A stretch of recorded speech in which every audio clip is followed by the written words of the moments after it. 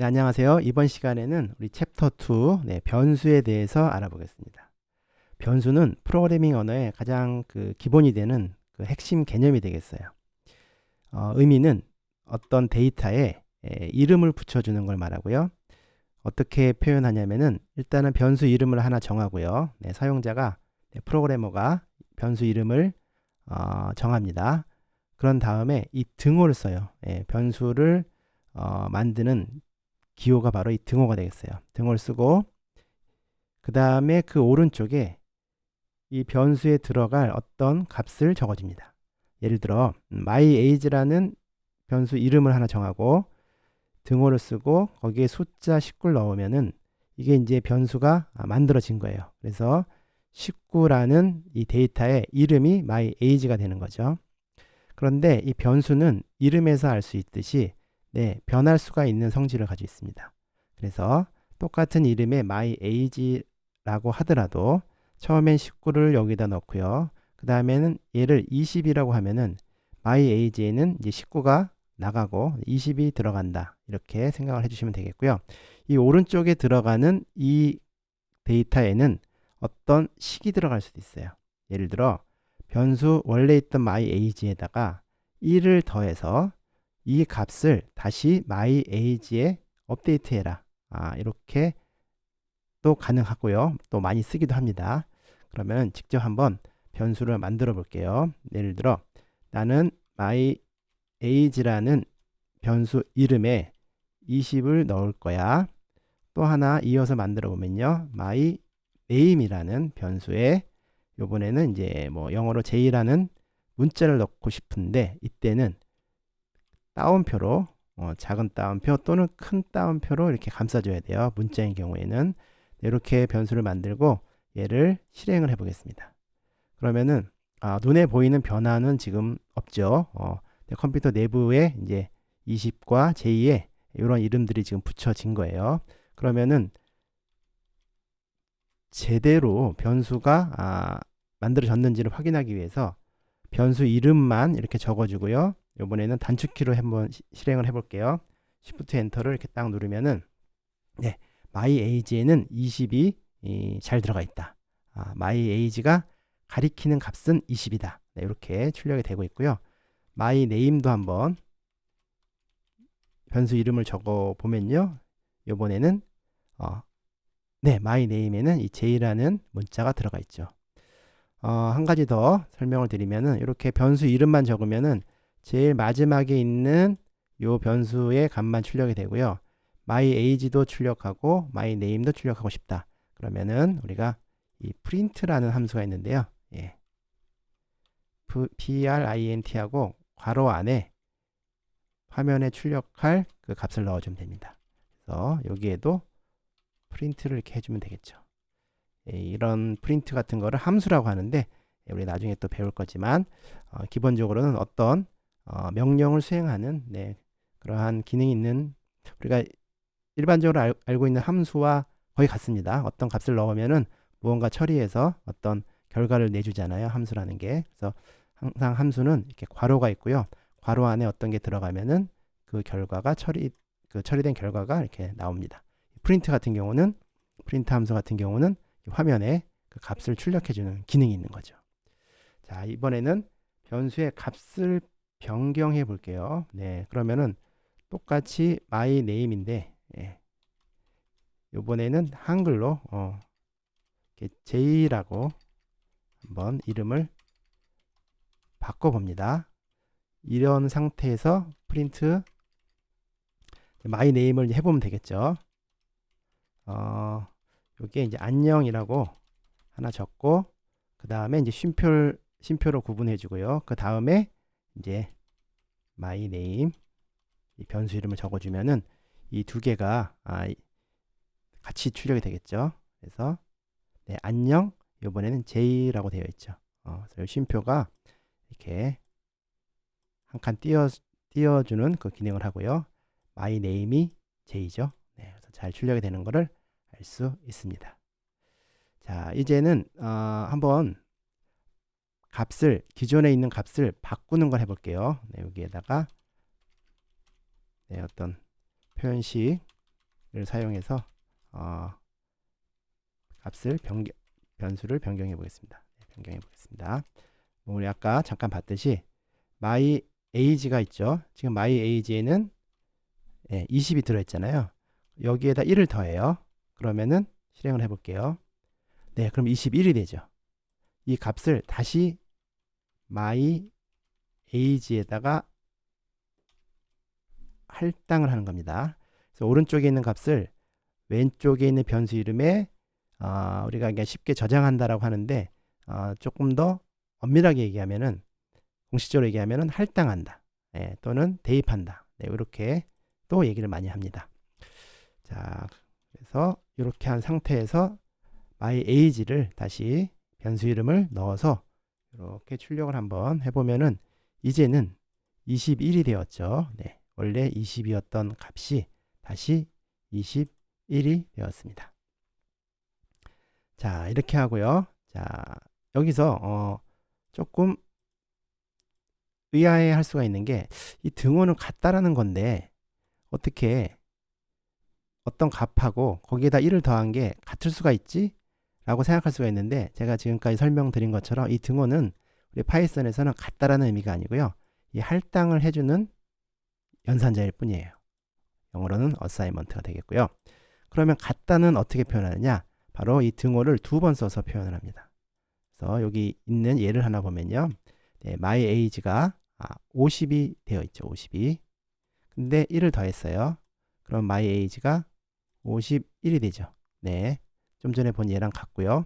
그러면은 my age가 51하고 같냐라고 물어보고 싶으면은 이렇게 등호 2개를 써준다는 거죠. 그러면은 얘를 실행하면은 true, 맞다는 게 나오고요. 예를 들어 my age하고 my age에다 1을 더한 거하고 같으냐라고 물어본 거죠. 등호가 2개입니다. 네, 이때는 틀렸다라고 false가 나옵니다. 그래서 요 등호 하나 있는 거는 할당해 주는 거고 등호가 2개 있는 거는 같다라는 의미다. 네, 이렇게 좀 정리를 해 주시면 되겠어요. 자, 우리가 지금 변수 이름을 2개를 만들어 봤는데요. my age하고 my name이죠. 네, 이렇게 변수 이름을 만드는 규칙이 있어요. 규칙을 따라서 만들어야 됩니다. 첫 번째 규칙은 문자, 알파벳이나 한글도 되고요. 또는 숫자, 그리고 이 언더스코어 또는 언더바라고 하는 요 기호만 사용을 할 수 있어요. 변수 이름을 만들 때. 그래서 예를 들어 num1, 문자와 숫자가 같이 되어 있죠. 가능하고요. 이 언더스코어가 있고 문자 가능합니다. 또는 문자만 있어도 가능해요.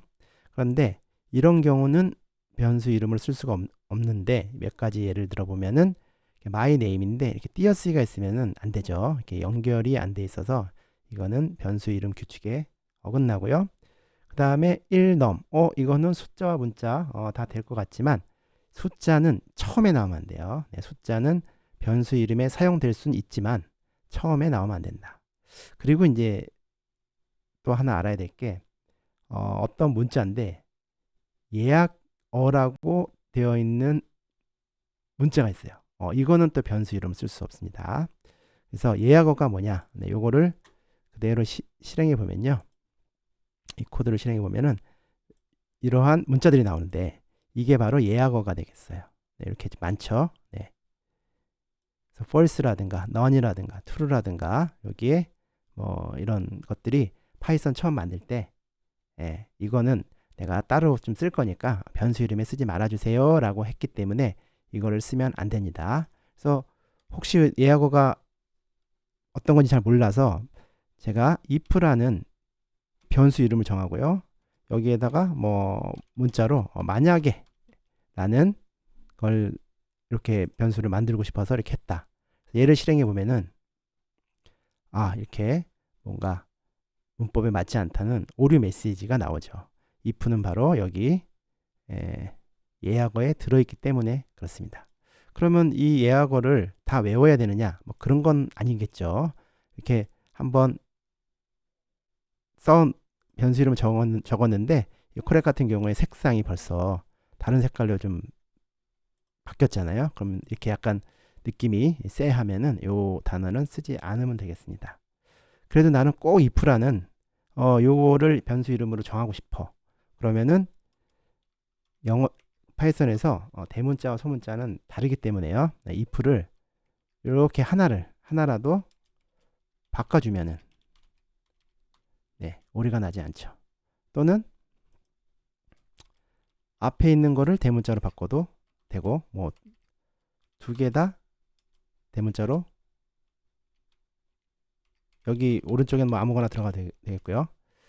이렇게 해도 오류가 나지는 않으니까 혹시 예약어에 있는 걸 꼭 쓰고 싶다 그러면은 이렇게 대문자로 바꿔주거나, 또는 네, 하나만 더 해볼까요? if라고 쓰고 뒤에 이렇게 언더스코어 하나 붙여줘도 상관없겠죠. 자, 이렇게 해서 문자가 키워드에 있을 때 다르게 바꿀 수 있는 방법 알아봤고요. 그 변수 이름은 사실은 문자 요 규칙, 지금 본 요 규칙에만 어긋나지 않으면은 어떤 식으로 적어도 돼요. 예를 들어 제가 이렇게 아무거나 눌러놓고 여기에 숫자 뭐 12를 넣었다. 그래도 뭔가 오류가 났는데 여기에 어떤 게 오류가 났을까요? 네, 요런 특수 기호가 들어갔죠.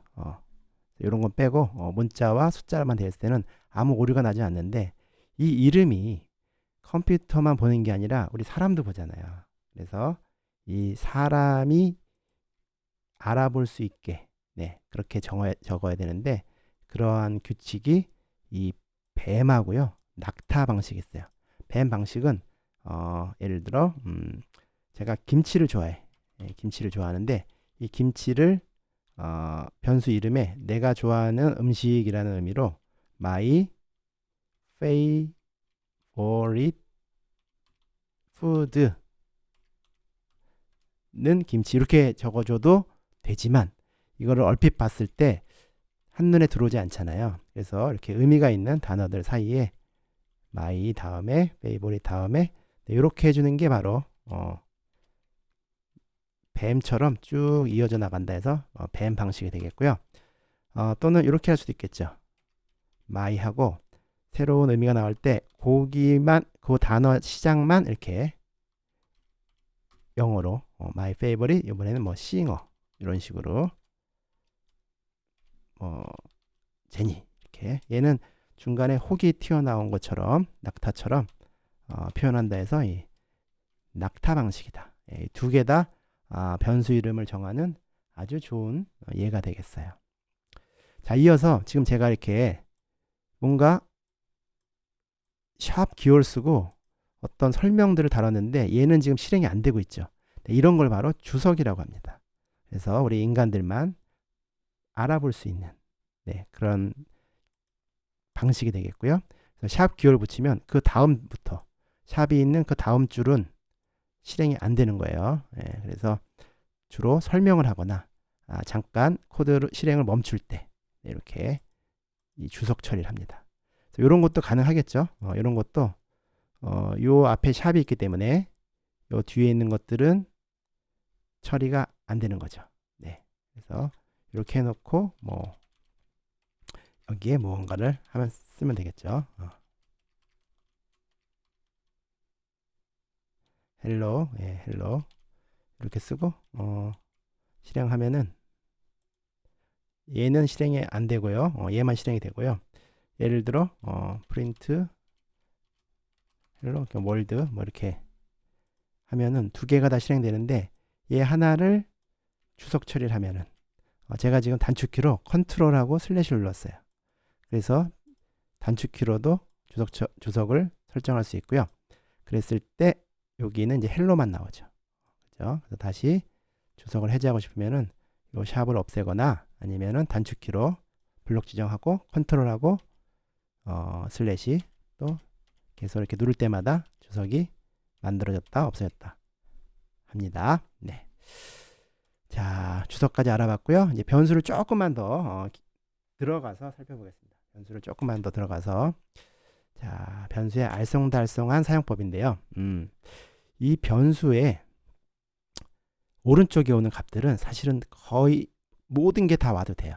예, 모든 게 무슨 말이냐면은 숫자, 문자뿐만 아니라 뭐 함수라든가 뭐 나중에 나오는 뭐 그런 객체 개념이 있는데 뭐 객체라든가 어떤 프로그램, 즉 어떤 것도 올 수 있는데, 자 먼저 이 함수를, 이 프린트라는 건 함수잖아요. 이 함수를 변수의 값으로 한번 사용하는 경우 한번 해볼게요. 이 프린트란 이름에, 이게 변수 이름이죠. 왼쪽에 있는 게. 오른쪽에 있는 함수가 들어갔어요. 그러면은 자 함수 변수 이름을 이렇게 적어주면은 여기에 뭐가 들어있는지가 나오겠죠. 프린트가 프린트라는 함수가 들어있어 라고 이제 출력이 되는데,